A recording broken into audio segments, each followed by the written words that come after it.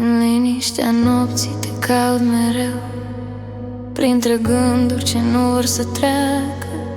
A rămas doar ecoul tău și o inimă care încearcă. Țin minte privirea ta caldă și clară, dar timpul a tras o linie amară. Am vrut să cred că totul rămâne, că două inimi nu se pierd ușor. Dar uneori iubirea apune, chiar dacă încă o simt stare în piept. Și dacă închid ochii încă te simt, dar când îi deschid e doar gol. Unde ești acum când liniștea doare, când gândurile sunt tot mai amare?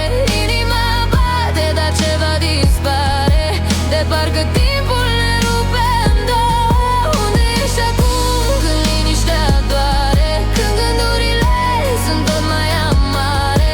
Inima bate, dar ceva dispare, de parcă timpul ne rupe în două.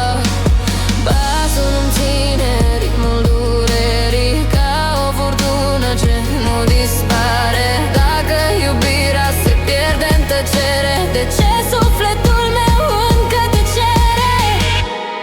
Au rămas doar amintiri ce mă dor, care ard încet în noapte. Și oricât încerc să uit ce-am fost noi, umbra ta încă îmi șoptește.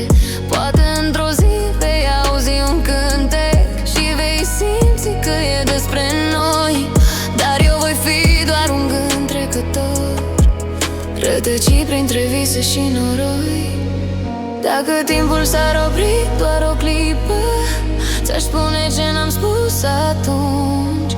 Dar clipele pleacă fără să întrebe și lasă doar dorul prea lung.